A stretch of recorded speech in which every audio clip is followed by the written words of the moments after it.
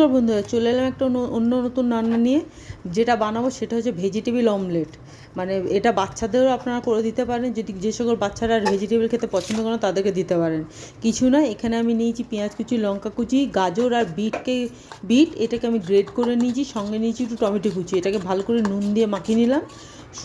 আর আর এর মধ্যে আরও কিছু সবজি আপনারা দিতে পারেন, কিন্তু এটা খেতে সত্যি কথা খুব ভালো হয়েছিল। সঙ্গে দিলাম দুটো ডিম দিয়েছি। এটা আপনারা পাউরুটি দিয়েও করতে পারেন, এমনি অমলেট করেও দিতে পারেন, যেভাবেই করুন। আর খেতে খুব ভালো হয়েছিল। ভালো করে এটাকে ভালো করে মাখিয়ে নিলাম।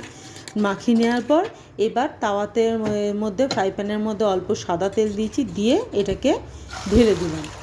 আর ঢেলে দিয়ে এটাকে ভালো করে স্প্রেড করে চারিদিকে ছড়িয়ে দিলাম। ছড়িয়ে দেওয়ার পর আমি ঢাকা দিয়ে দিলাম। এটাকে ভালো করে ছড়িয়ে দিয়ে আমি ঢাকা দিয়ে দিলাম।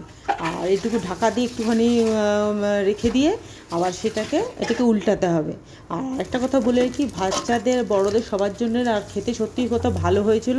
এটা না আমি উল্টাটা আমাদের মানে আমি ভিডিও করতে পারিনি।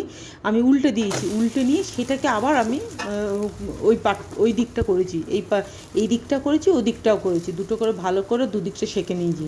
খেতে সত্যি খুব সুন্দর হয়েছিল। আর এটা আমার মেয়ের আবদারেই করেছি। মেয়ে কোথায় দেখেছে আমার খেয়াল নেই, মেয়ে আমাকে বলে আমি দেখেছি এরকমভাবে হয়, তুমি আমাকে করে দাও। তো যাই হোক, খেতে খুব ভালো ছিল। প্লিজ আমার চ্যানেলটাকে সাবস্ক্রাইব করবেন, সবাই পাশে থাকবেন।